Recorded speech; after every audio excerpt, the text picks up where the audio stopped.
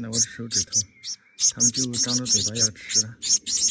这才刚喂过一会儿，可真快。食囊里面还是鼓鼓的，背上的羽毛基本上已经长齐了。七彩文鸟小时候第一遍长出来的羽毛就是这种灰绿色的，等它换过羽毛之后就变成彩色的了，而且它嘴边这个恐怖的赞赞也会跟着小腿，到时候就特别漂亮了。这种鸟备受争议的就是它们小时候这个嘴巴，有的人觉得很可爱，肚子饿的时候它就摇头晃脑的，有的人就觉得有一点恐怖，因为它这个赞赞看起来确实有一点吓人啊。不过换完羽毛就没有了，到时候就看不到了，想看就看不到了，也只有肚子饿的时候它才会有这种表现。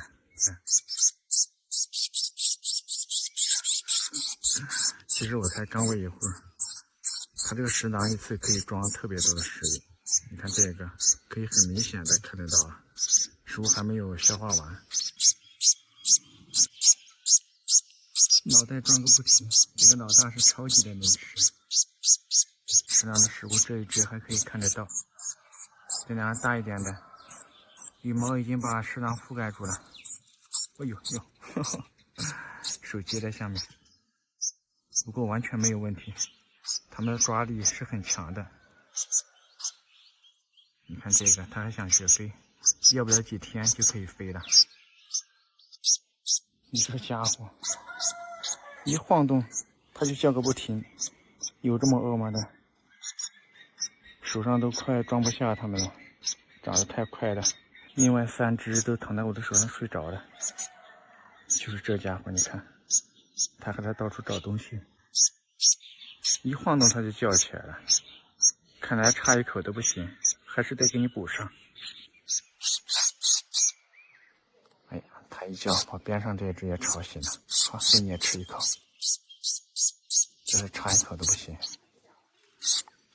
喂一点小米，耐消化一点。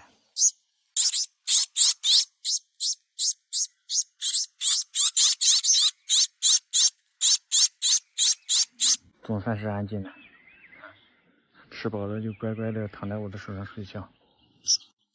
松鸦想洗澡了，它用一片树叶在这个盒子里面浇水洗澡。这是什么方法？我都没见识过这种洗澡方法。我们来给它打点水吧。是不是想洗澡？它在我鞋子里面干啥？我们来给盆里面放点水，让松鸦在盆里面洗澡。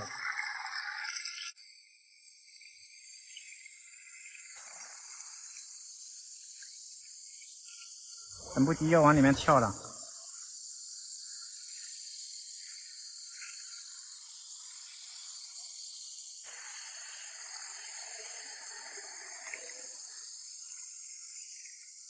蓝雀过来了，它有一点害怕。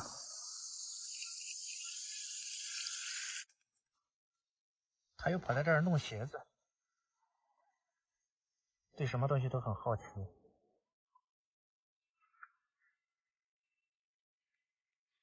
你还要不要洗澡了？水都给你打好了。啊？这家伙学2厘，直接跳桶里面洗。我刚刚给他拿盆，他不洗。这么深他也可以。这是名副其实的小鸭子，可以游泳。啊，洗好就跑了。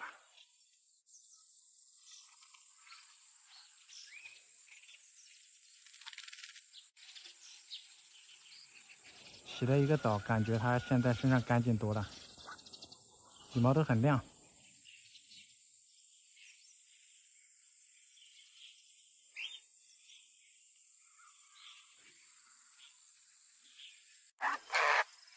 啊，你还要啊？来，我这还有。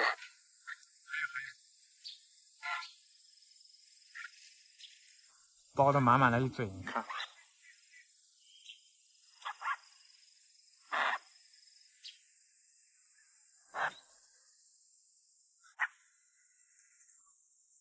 他在找合适的地方，想给它藏起来。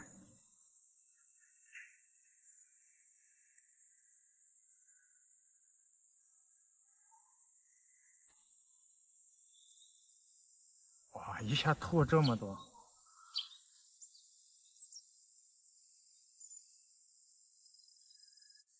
都给你了。它全部给它吐在花坛里面。这会儿应该是不饿，早上吃了很多肉。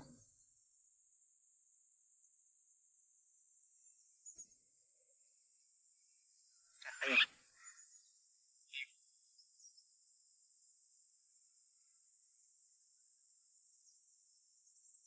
吃完了没有了？没有了。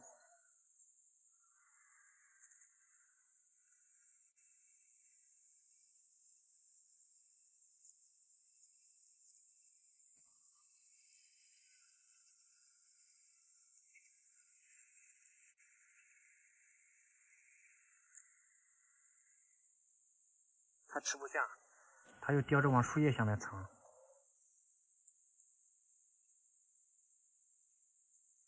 找个东西盖着，真的是太可爱了。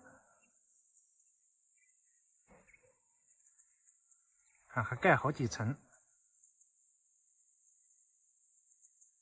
藏得非常好啊！这智商真的是太高了。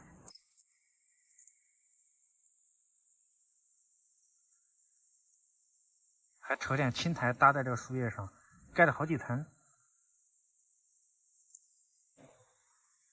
好，它现在检查好了，现在藏好了，又跳到我的手上，找一下看我手上还有吃的吗？它发现了我手上拿了一条面包虫。这家伙，它把素食藏在树叶下面，就在我手上吃这个肉，它比较喜欢吃肉。好了，就一条给你吃了啊！哎呀，一口就吞掉了。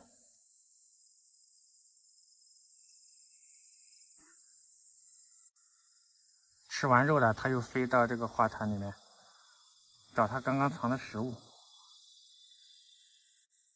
它现在应该是真的吃不下了。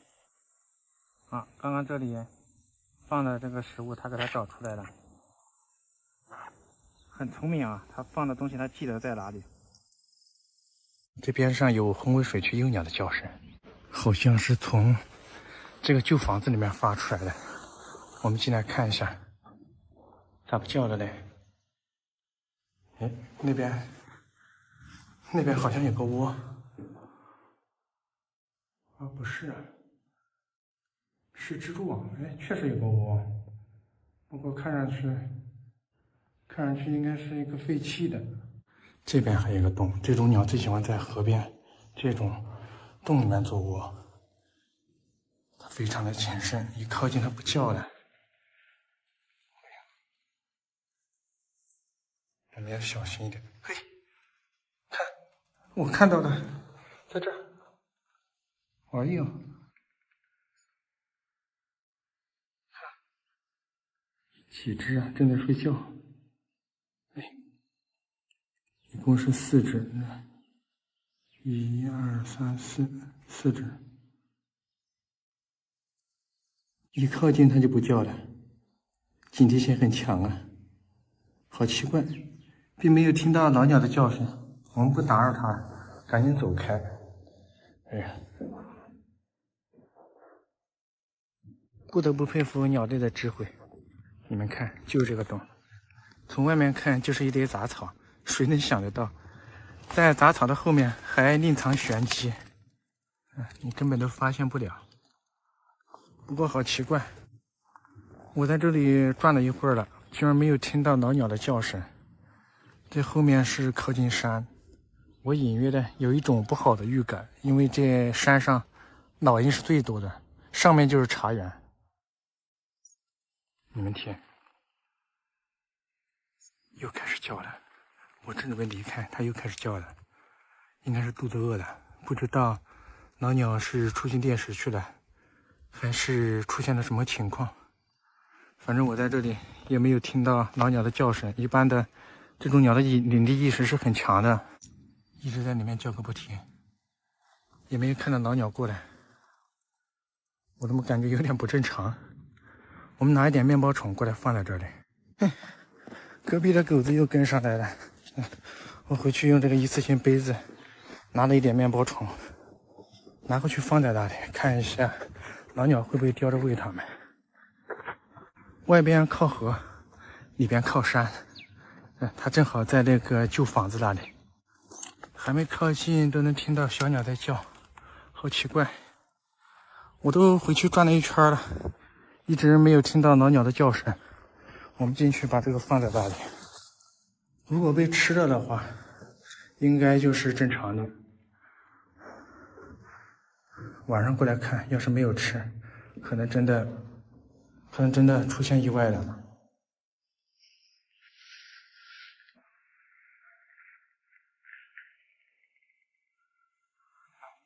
4个小家伙还在这里藏着，还不好放。看一下，我没有用手去摸它。好了，就这样放着，晚上再回来看。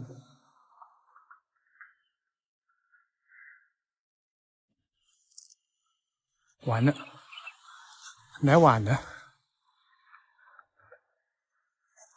刚刚走在这儿，发现有一只流浪猫。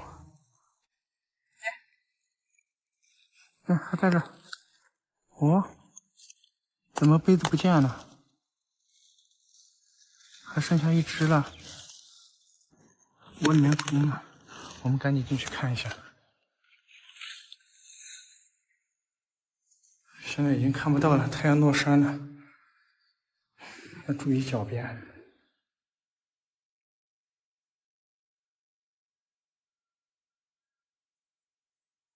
哎，奇怪，杯子怎么掉了呢？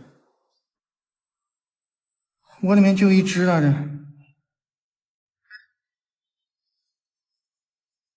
这个点儿应该是老鸟归巢的时间了，也没有看到老鸟叫。完了，就剩一只了，杯子在那下面。我们把手电筒打开下去看一下。哎，哼，这有一只，看，可能饿急眼了，从窝里面飞出来了。又找到了一只，我有肚子冰凉的。这还有一只，这。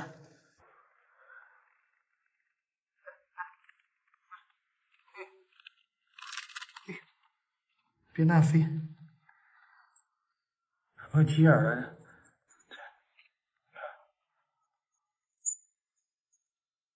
它居然张嘴了，看样子老鸟真的是回不来了，到这个点儿也没有来。这是杯子。哦，我给它们放的虫子撒了一地，可能是扑腾出来的时候把杯子弄掉了。再找一下，还有一只。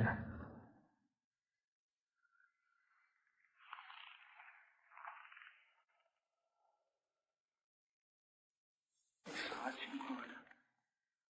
是一个垃圾。完了，看这缝里面有没有？石缝里面也没有啊。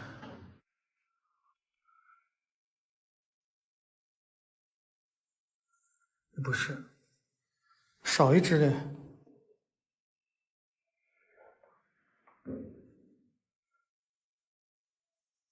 这就麻烦了，一共就看到了3只。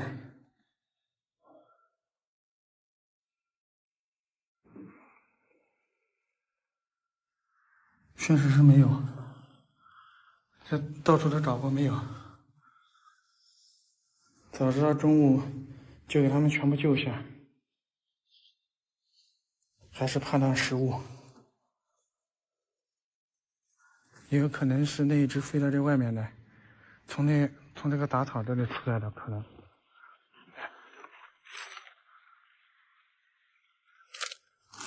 可能是从这儿出来的。刚我来的时候看到这里有一只流浪猫，开始叫了，在我手上，它们有一点害怕的。我用手心给它们暖着在，听下会不会有其他的小鸟回应。那一只，看一下还在不在。如果没有被猫叼走，听到它的叫声，它可能会回应。我们蹲在这儿看一下。太可惜了，我找了一圈还是没有找到，就找到这3只，就飞到这外面来了，肯定是被流浪猫叼走了。对，天都要黑了，还是没有看到老鸟。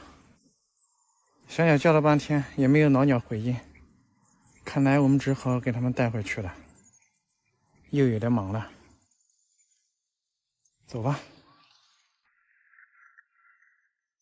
你们看，咱们家的浑水区进入求偶期了。听到同伴的叫声，它兴奋地转圈圈跳舞。今年4月份，咱们救下那一群浑水区幼鸟，就剩下一只雌鸟了。你看这货，已经等不及向我要老婆了，对着我叫了半天了。来，你躲我干啥？你这家伙是疯了吧？你看这，疯狂的跳到我的手上来躲我。浑水区这种鸟，领地意识特别强，除了繁殖期，它们都是独立行动的。你看这家伙，这是把我的手当成对象了。这种鸟都很凶猛的，不知道放进去会不会打家人。不过繁殖期，它们都是成双成对的。我们来试一下吧，啊，可千万别打架啊！给你送过来了。这家伙上去就追他，我的感觉这情况有点不妙的。求也没有你这样求的啊！先跳舞，然后上去就追着揍。完了，被他逮到了！对，雌鸟打不过他。我去，你这家伙太粗暴了吧！上去就啄别人家，还啄了一嘴的毛。你给我下去！你看这，他还把我的手抓着，赶都赶不下去了。哎呦，拉不开你啊！太狠了！你看，被他拉开了，他咬着我的手不放。这第一次给浑水区配对，没想到是这样的结果。看来还没到时候，让你这小子再当一段时间单身狗。你还上那啄我，完了，这家伙发疯了，给他的女朋友拿走了，赖在我的手上不下去，疯狂的啄我的手指头。谁让你给别人按在地上啄的？发疯了这，赶都赶不下去，疯狂的啄我。我说你这家伙还没完没了的是吧？给你女朋友放进来，你给别人按在地上啄，我这也给他送出去了，你跳到我的手上啄个没完没了，拿我撒气了。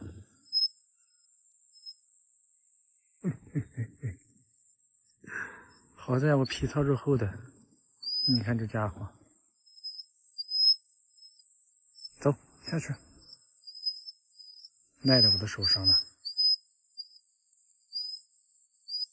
刚投的案就被我拆散了，这可不能怨我。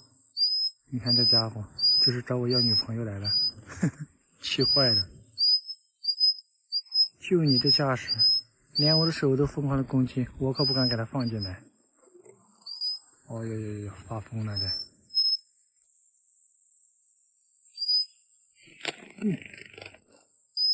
不能跟你玩了，我站在这里，他疯狂的飞到我的手上来攻击我。好了，你自己慢慢玩吧，我们都出去了。我咋发现这家伙这么会装呢？看一下前几天咱们孵化的孔雀蓝小野鸡，往出一拿，立马就在手上装死。这一只腿都伸直了。嘿，别装了！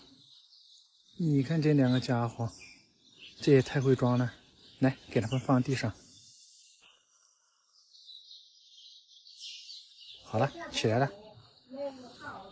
真是神奇的，往地上一放就跑了，还找有枯叶的地方隐藏起来。来，跑得好快，手一靠近，嗖的一下就跑了。快过来！我好像听到南雀的叫声了。你这个家伙，我看你是想见你太太的吧？来吧，赶紧上来！真是神奇的，他们不仅跑得快，出壳还自带隐身技呢。我们得赶紧找一下另外一只，等一会儿别拦去抓走了。哎呀，你看被这家伙盯上了，尾巴都撒开了。我发现这家伙看到小鸡了特别的兴奋，上一次就是因为抓小鸡被我给它丢了。你们看这家伙，我都藏在衣服里面去了。你看这架势，尾巴全部撒开了。这里还藏了一只，你赶紧上来吧。你们两个还是待在这里面安全一点，那家伙在外面转个不停，这家伙还在门口不走。你看这，围着我团团转。看来冬天外面的食物不好找啊，一树柿子都被他们造完了。好不容易看到2只小鸡，这还跟丢了，围着我团团转。看样子不给这家伙搞点肉吃，还打发不走他呀。我去，这家伙还玩上了！刚回去给他拿了一罐面包虫，他钻到这里面来洗澡。哦呦呦呦，厉害了！蓝雀果然是属鸭的这，直接潜水了。又来了，这家伙是游獾呢。本来我还想救他一下，看来我们是想多的。以前家里上万的科尔鸭。现在满大街都是。哎，刚刚在草丛里面捡到一枚科尔鸭蛋，也不知道是哪个鸭子下的。咱们给它放进孵化器里面，看一下能不能孵出小鸭子。已经孵了大半个月了，看受精呢。我看到栖室这里有一个鸭嘴巴，正在动呢。不出意外的话，又是一只小鸭子即将出壳了。帮它喷点水，软化一下蛋壳。好了。整整孵化了25天了，早上起来一看，小鸭子给蛋壳啄了个孔，嘴巴露出来了。羽毛是金色的，看来是口崽的孩子。再帮它软化一下蛋壳，胎毛是金色的，长大换羽毛之后就是白色的鸭子。它在拼命地啄蛋壳，估计还得个1天左右的时间，它才能够完全的退出来。从早上啄壳到晚上，进展不大呀，只是孔啄大了一点。越是到了最后关头，越是焦急的等待。现在隔一会儿都忍不住过来看一下。这翅膀伸出来了，但是还没有完全出来。好在它现在嘴巴露出来了，可以透气。小鸭子在啄壳的过程，也是强化身体素质的第一个阶段。不到万不得已，我们尽量的不要进行人工干预，让它自己出来。给它放进去，让它继续吸收蛋黄的营养。现在已经到了第26天的早上了。哎呦，呵呵，我们来的可真是巧，这刚好拍到它出壳的一瞬间。经过26天的努力，一只小科尔鸭又出壳了。它要稍作休息一下，只差最后一点点了。加油吧！好，退出来了。蛋黄已经完全吸收干净了。这一只小鸭子，整个出壳的过程我们都没有帮助它，全程都是靠它自己的。哎呦，身上还是湿漉漉的，弹掉了，彻底的和蛋壳分开了。好，我们来帮它清理一下，给它换上一个舒服的窝。接下来它需要把身上吹干。为了破壳而出，小鸭子已经用尽了全身的力气，羽毛基本上已经快干了，非常有力气的一个小家伙。不过我怎么感觉它有一只爪子有点问题了？在手上捏了一会儿，它好像安静多了。突然一下见到外面崭新的世界，它可能刚开始还有一点恐慌。我们再养几天看一下它这个爪子是什么情况吧。今天已经是出壳的第4天了，它可以叫出声了。我一动这个盒子，它就张着嘴巴要吃。你们看它的嘴巴，食物还没到嘴，它就一直摆个不停。等了半天，手没有到嘴，他又换了个姿势。哎呀，好了，差不多了，别着急啊，马上就到嘴了。声音是越来越洪亮了。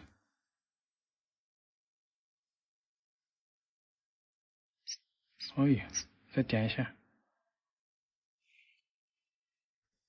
你看他这个食囊，2下就吃得鼓鼓的了，没吃饱，差一口都不行。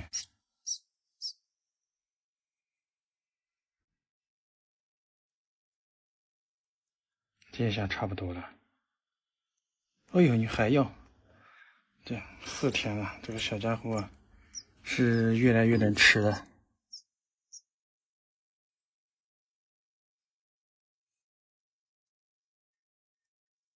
我都怕给你的食囊胀爆了呢。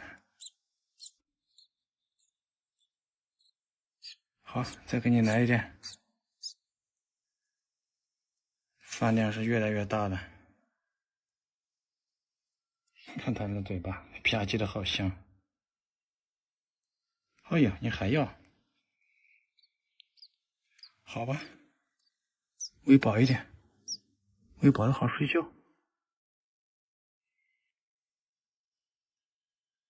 我怎么感觉这个小家伙喂不饱了？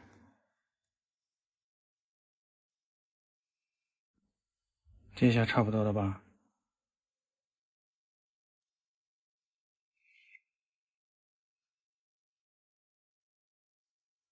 舌头太可爱了，哼，透明的。好了，不喂它了。这下是真吃饱了。啊，开始睡觉了，吃饱了它就不叫了。食囊撑得像2个气球一样。现在老实了，盖上让它休息。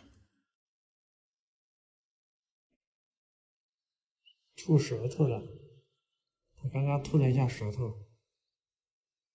现在是第27天的早上，经过一晚上的漫长等待，小鸭子把这个蛋壳又从旁边开了个口子，看，这是它自己开的，嘴巴伸出来了。这边这个大的口子是昨天我帮它开的，我们再等一会儿吧，今天它觉得可以出来，刚刚给它喷了一点水。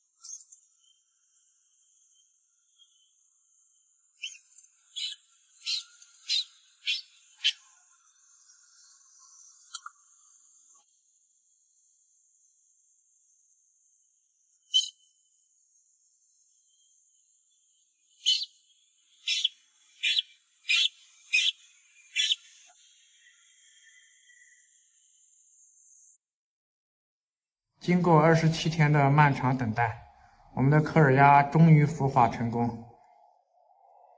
它已经累趴下了，趴在那里在休息。我给它垫了一块布，先让它休息一会儿，等一会儿咱们再给它拿出来拍一个漂亮一点的照片给大家看。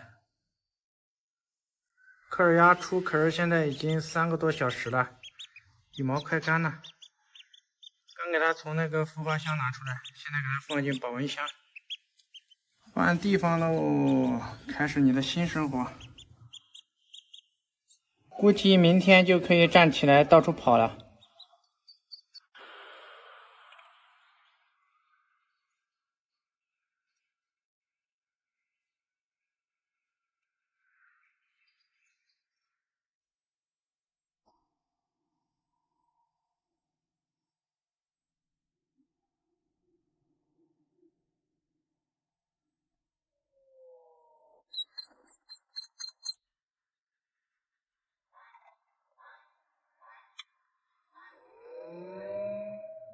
今天晚上可以游泳了。我们来摸一下这个水温。我们现在把口仔放进去游泳。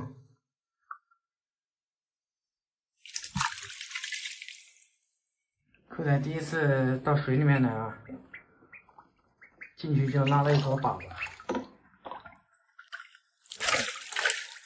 哎呀，口仔还会潜水，看。鸭子天生的会游泳，丢在水里面，它能在盆里面到处游，把我的裤子都弄湿了。咱们再给口仔水加多一点，感觉水少了，它这个潜水潜不到底，游的不是很过瘾。放一满盆水，这样口仔能够玩得更尽兴一点。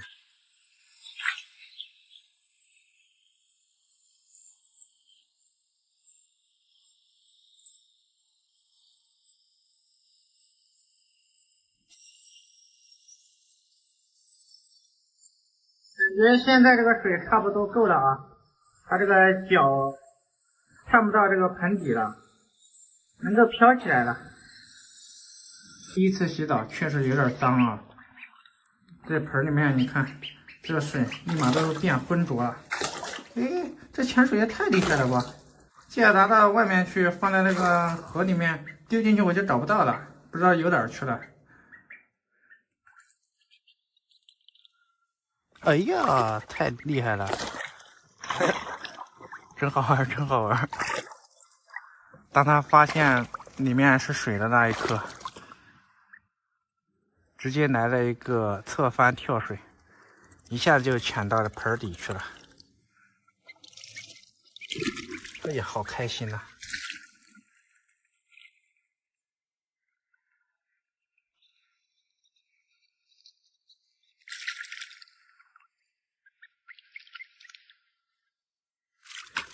游，浇它水它还有点害怕，我们让它自己玩吧。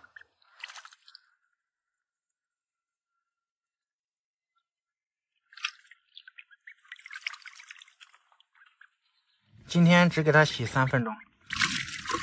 呀，这个水它一蹬，水浇了我一脸，这家伙。我们站开一点，只给它洗3分钟啊。上一次给它洗了大概5分钟，我感觉后面羽毛全部湿透了，它都缩成一团了。我后面用吹风机给它吹干了。今天让它少洗一会儿，现在冬天气温比较低。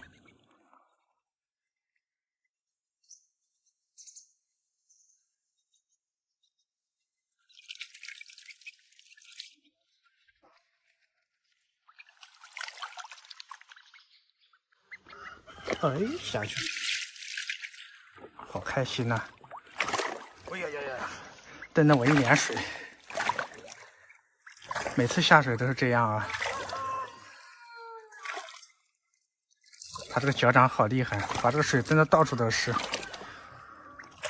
还好这个水比较干净，不然我等一下就要洗澡了。哎，它好像知道捉鱼了。刚刚好像看到它咬了一下鱼。哎呀，这满脸都是水。这扣仔洗个澡，游个泳，动静太大了。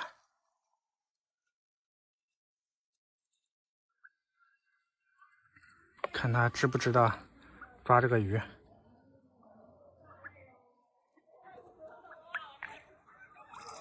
他好像对鱼不怎么感兴趣，没有吃过鱼。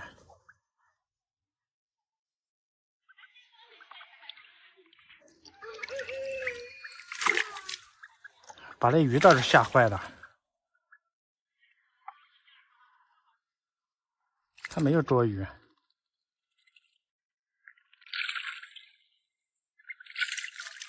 扣仔突然潜水，我闪都没来得及闪，蹬了我一脸水。